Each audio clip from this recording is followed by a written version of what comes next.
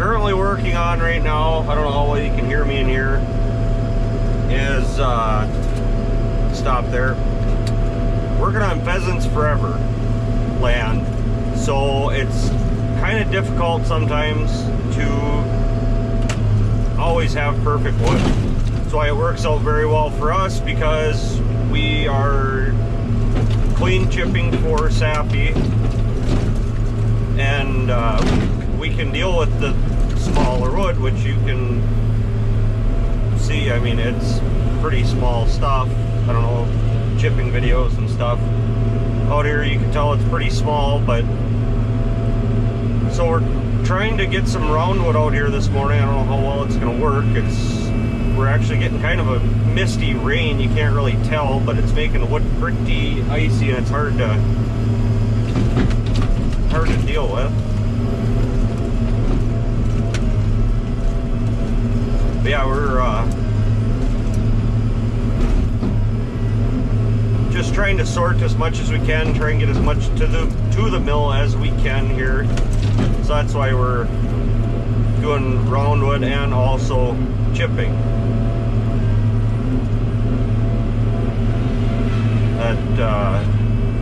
If anybody's wondering, the saw on the back of this is it's a 72-inch hand fab saw. So that disc is 72 inches around, or across.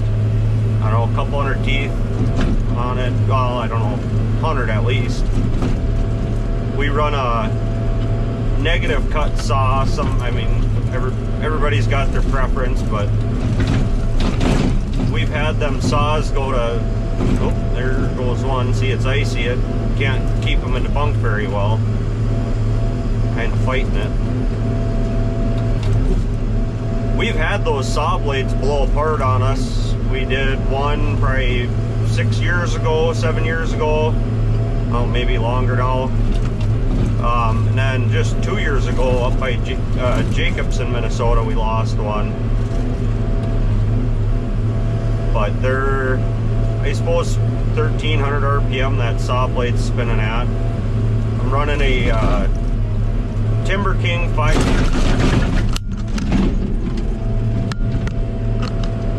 Camera went. To catch it on. Yeah, running a Timber King 560, which is basically a 384 Prentice, but it was kind of the transition period between Prentice and Caterpillar. Some of the videos you'll see, we got another GoPro actually it's attached to the live heel, so you're probably not getting a lot of real good shots out of that, because I'm always bouncing my heel around. But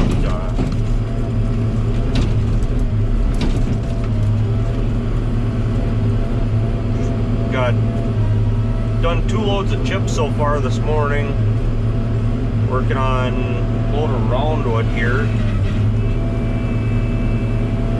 We're just sorting to beat the band because we can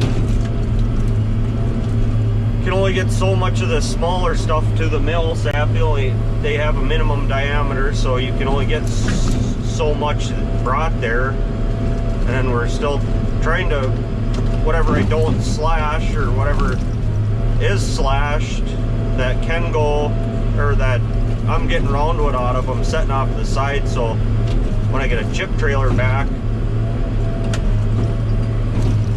we can start chipping. All these tops here, normally a lot of conventional crews, you wind up bringing them tops out to the woods and scattering them around. It kind of leaves for makes for a mess, is what it is. So whereas we can sort through a lot of this and make it more merchantable, leaves your woods a lot cleaner. I've been told by several people that when we're done, because we use just about everything, I mean,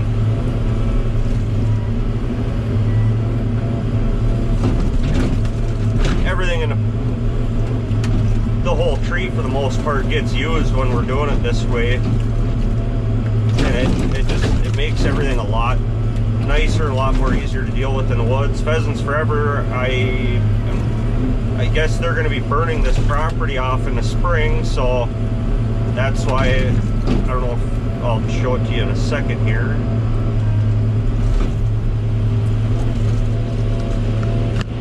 There's that big pile. They wanted us to pile it so they can burn that in the springtime too. They didn't want it scattered in the woods. But that little pile out there, I mean, we've moved close to 500 cord out of here so far, and that's all the mess we leave. So it's pretty efficient doing it this way, where most people can't really get a lot of tops out. Not tops, sorry. You have them tops out in the woods and it leaves for a little bit of a mess, but you're able to do what you can to make it work.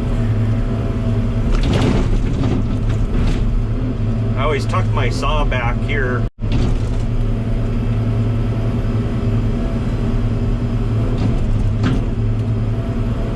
I always tuck my bucket back here when I'm slashing. I have hit, that bucket will get into that saw, and it's not pretty. It's very annoying when you're standing back there trying to rivet in new teeth. Basically 2 guys and 2 10-pound mauls, that's how you do it. It's not very, you have a headache when it's all said and done. So I have I've gotten used to keeping my bucket very far away because I don't like putting teeth in. And it's not very fun if you don't have extra teeth to have to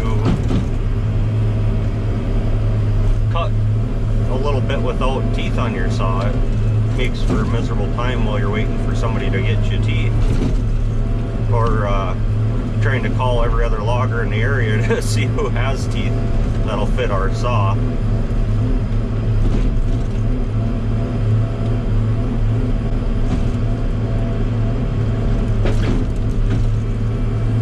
Kind of a knock on wood scenario. I shouldn't have even talked about it because now will be the time when I actually do catch it, and it happens. I don't think there's a logger out there that can say they have not got into a saw once with something. The screw-in tree spikes, they don't bother us too much out here, but they raise heck with the chipper pretty easily, or pretty good. They'll take out knives or something, and constantly watching and changing knives and doing what we can to get as many loads out a day.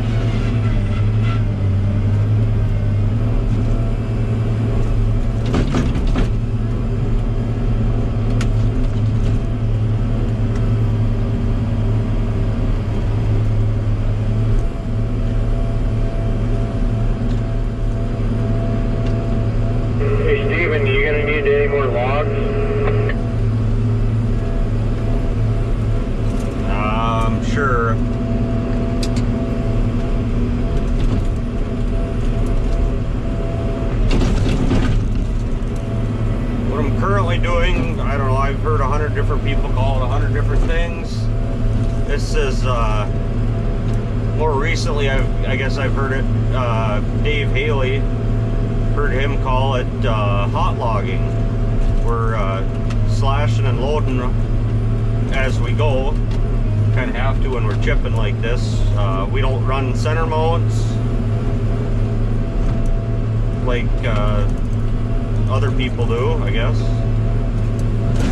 Everybody has their own version and their own way of logging. This is ours, I guess.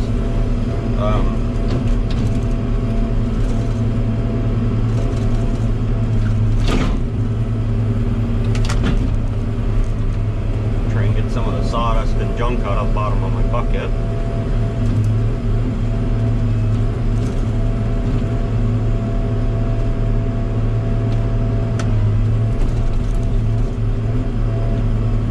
The smaller wood, see how that's how icy it is. As soon as you touch it, it goes skating out of the bunk there. This smaller wood is harder to deal with. It likes to get crossways and twist on a trailer there. You got to be careful when you're doing this. You don't hit a truck tire.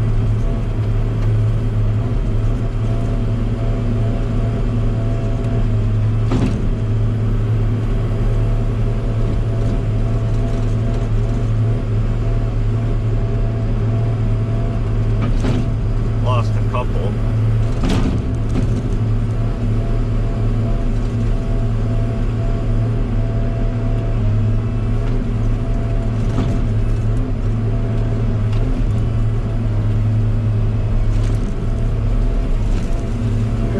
That in, time to get the tops, what we're gonna chip,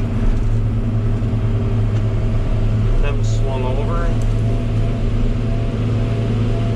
I suppose I kind of put them in a way for my skidders to pull them in now.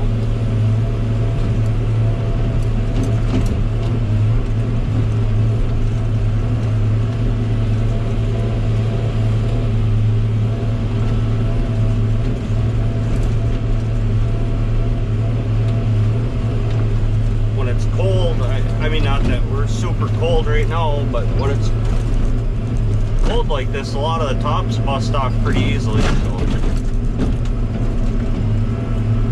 that's, we're constantly cleaning here to try and make it easier for everyone.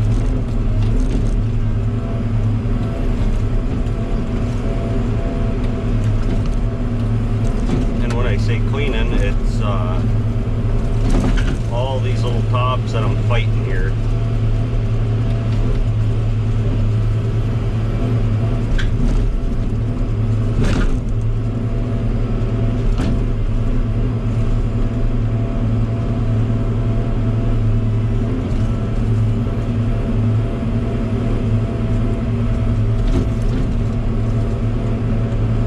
Wood's in there crooked, so sometimes pull it past and you can get it to turn.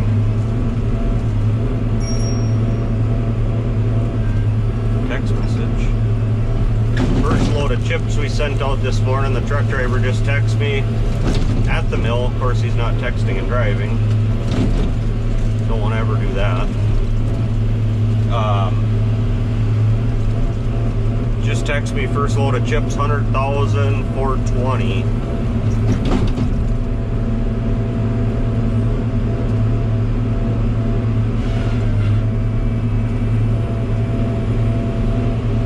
Operator bringing me a drag in here.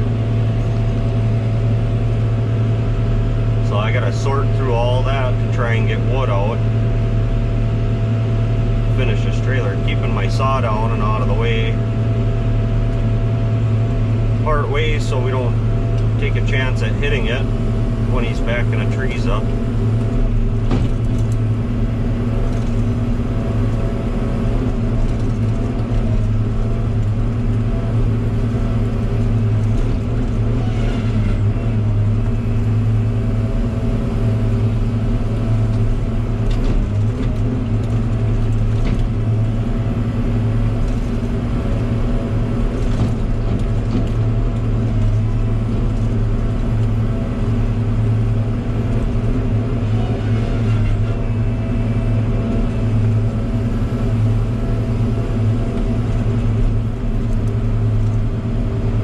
I'm normally not the loader operator. I fill in when I need to. My semi is currently broken thanks to all the wonderful Minnesota salt we have. It had a muffler kind of rot out on me, so we're putting new mufflers on my truck today, so I got nominated to run loader. So if you're watching this video thinking, oh, this guy's not that great, no, that's why.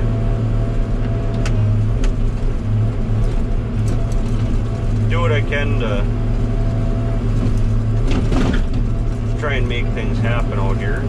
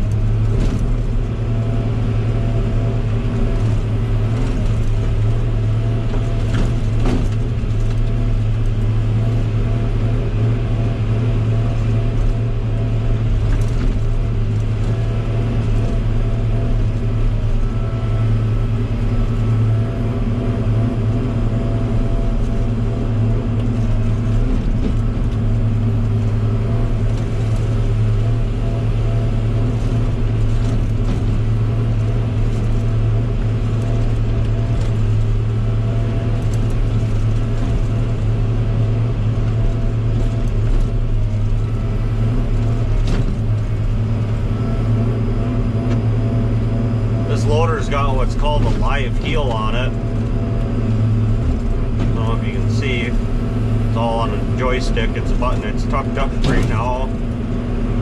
Just push the button. You can pick trees up. And all that helps you do is when you got a hold of a tree, you push that down and it gets your top up in the air. Makes life quite a bit easier. And then when you have a stationary heel, you're more liable. I don't know, we've ran them forever, so I'm used to it, but stationary heels, which is just welded to the boom, you're fairly liable to actually get tangled up in your bunks quite a bit. They don't move up out of the way, so you're always close to your bunks and tangled in. And when I say bunks, that's your aluminum stakes that hold the wood into the trailer.